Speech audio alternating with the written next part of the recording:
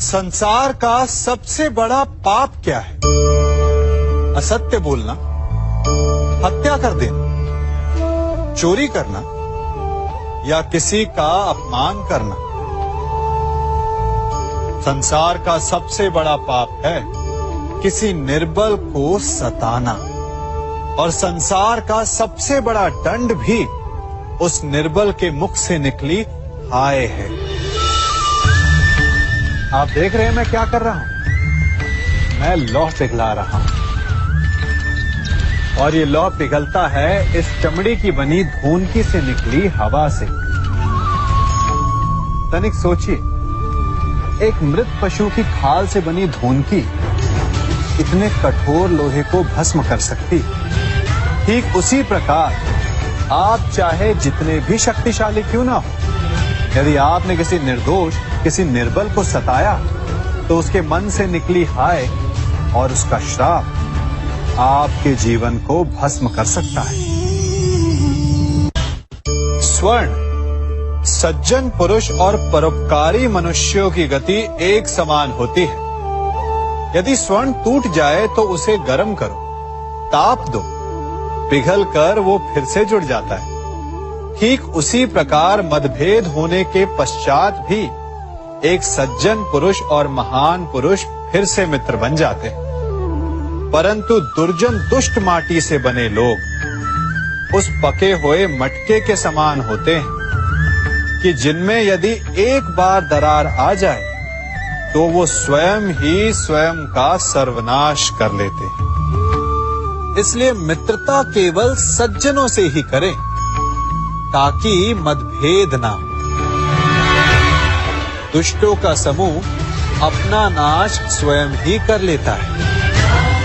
यदि कोयले की खान में जाओ तो चाहे जितनी भी सावधानी बरतो, अपने वस्त्रों पर कालिख लग ही जाती है। इसलिए दुष्ट मित्रों से सावधान। सज्जन शत्रु प्रत्येक परिस्थिति में श्रेष्ठ है। प्रत्येक मनुष्य सफलता पाने के लिए कार्य करता है।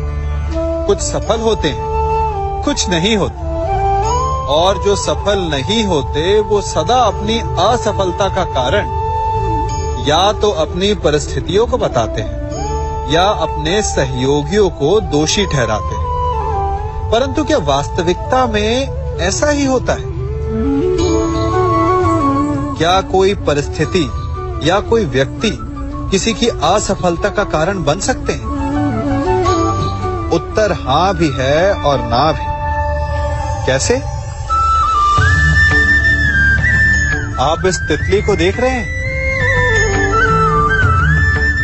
आपने एक मक्खी को भी देखा होगा। प्रकृति ने दोनों को समान गुण दिए हैं रस पान करने का। एक तितली फूलों पर जाकर उसका रस लेती और इस अवस्था में नए फूल खिलने की व्यवस्था भी करती है, और मक्खी घाव पर बैठती है, घाव को सड़ाती है और रोग भी फैलाती है। यदि इसमें किसी बात का अंतर है तो केवल सोच का।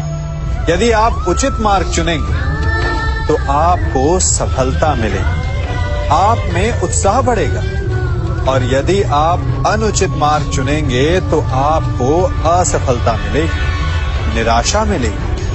अब उचित मार्ग चुनना है या अनुचित मार्ग, ये निर्णय तो आप पर निर्भर करता है। मनुष्य सदा भला बुरा, खरा खोटा, सत्य असत्य की बातें करता है। सत्य को अच्छा मानता है और असत्य को बुरा। परंतु क्या आपने कभी ये सोचा है कि प्रत्येक वस्तु, प्रत्येक भाव का एक महत्व होता है? दोनों ही एक दूसरे के पूरक होते हैं। यदि काला रंग नहीं होगा तो क्या श्वेत रंग की आभा का अनुभव होगा? यदि असत्य नहीं होगा तो क्या सत्य के महत्ता का ज्ञान होगा? यदि बुरा नहीं होगा तो क्या भले पर आपको विश्वास होगा? कुछ महत्वपूर्ण है तो दोनों के मध्य का संतुलन। बुरी से बुरी वस्तु, समय या भाव, कोई ना कोई स्वयं में शुभ छिपाए रखती है। कभी काले गरजते मेघों को देखा है? उसके किनारे भी एक स्वर्णिम आभा होती है। उसी प्रकार यदि आपके जीवन में बुरा समय आए तो आपको अपने सच्चे मित्रों की पहचान हो जाती है। तो बुरे समय में निराश ना हो, उसमें भी कुछ शुभ खोजने का प्रयास करें और धीरे धीरे सब कुछ आपके जीवन में स्वतः शुभ हो जाएगा। संसार में सबसे महत्वपूर्ण क्या है? दृष्टि या दृष्टिकोण, समझ या सोच? सामान्यतः मनुष्य की दृष्टि और सोच में अधिकतर वो वस्तु, वो घटनाएं, वो भाव श्रेष्ठ हैं जो हमें आनंद दे, और जो हमें आनंद नहीं देते उन्हें हम दुखदाई मान लेते हैं।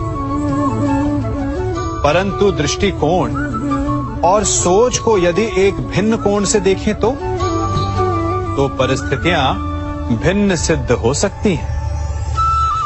जिस प्रकार भीषण गर्मी हमें सुहाती नहीं, परंतु वही गर्मी सागर और नदियों के जल को वाष्पित करती है और हमें मनोरम वर्षा का आनंद देती है, उसी प्रकार भीषण परिश्रम के पश्चात हमें सफलता मिलती है। शिक्षा के पश्चात हमें हमारा लक्ष्य मिलता है। तो सदा स्मरण रखिएगा कि दुख और पीड़ा से भागे नहीं, क्योंकि यही भविष्य में आने वाले सुख का मूल है। जब भी आपने यात्रा की होगी तो अवश्य अपने मार्ग के आसपास कुछ रिक्त स्थान देखे होंगे, कुछ खेत देखे होंगे, कोई ना कोई भूमि का टुकड़ा अवश्य देखा होगा। कुछ स्थान ऐसे होते हैं जहां पेड़ लगे होते हैं, जहां माली बड़े प्रेम से उन्हें बोता है, उन्हें सींचता है। और कुछ स्थान ऐसे भी होते हैं जहां बिना माली के खरपतवार उग जाते हैं, कुछ अन्य पौधे उग जाते हैं। माली द्वारा उगाए वृक्ष हमें ठंडी छाया देते हैं, हमें फल देते हैं, ईंधन के लिए लकड़ियां देते हैं। और बिना परिश्रम के उपजित खरपतवार यदि कुछ करते हैं तो ये कि वो भूमि को बंजर बनाते हैं। हमारा मन भी रिक्त भूमि की भांति होता है। यदि अपने परिश्रम से उसमें सुविचारों के बीज डालोगे तो फलदायक विचार उपजेंगे, और यदि उसे रिक्त छोड़ दिया तो खरपतवार की भांति अनुपयोगी विचार आपके मन को अपना घर बना लेंगे, आपके मन को मैला कर देंगे, उसे बंजर कर देंगे।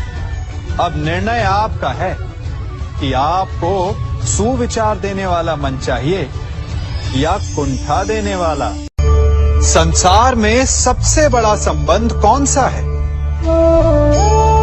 अब आप पूछेंगे कि ये कैसा प्रश्न हुआ? इसका उत्तर तो बड़ा सरल है, यही ना? परंतु इस प्रश्न के भी कई उत्तर हैं। कोई कहेगा माता और पुत्र का संबंध, तो कोई कहेगा पिता पुत्री का संबंध, तो कोई पति पत्नी का, और तो कोई भक्त और भगवान का संबंध। परंतु तनिक गहराई से देखेंगे तो पाएंगे कि ये सारे संबंध या तो जन्म से जुड़े होते हैं, या समाज में बना दिए जाते हैं, या फिर किसी आकांक्षा के चलते बनते हैं। तो सबसे बड़ा संबंध कौन सा होता है? उलझ गए ना? सबसे बड़ा संबंध होता है मित्रता का, क्योंकि मित्र हम स्वयं चुनते हैं, जिसमें ना कोई आकांक्षा होती है, ना ही कोई स्वार्थ छिपा होता है। यदि कुछ होता है तो केवल साथ का आनंद। अपने बीते दिनों को स्मरण कीजिए। जब आप घर से बाहर निकलते होंगे तो सबसे पहले किसका स्मरण होता था? मित्र का। परंतु जैसे जैसे मनुष्य बड़ा होता जाता है, सफल होता जाता है, मित्र छूटते जाते हैं और फिर वो अपनी आय, अपने जीवन के स्तर के अनुसार मित्रता करने लगता है। उसके मन में ये विचार आ जाता है कि मित्रता बराबरी वालों से ही होनी चाहिए। यही सोच अनुचित है, क्योंकि मित्रता बराबर वालों से नहीं होती, मित्रता हमें बराबर करती है। इसलिए नए मित्र अवश्य बनाइए, परंतु अपने पुराने मित्रों को भूलिएगा मत।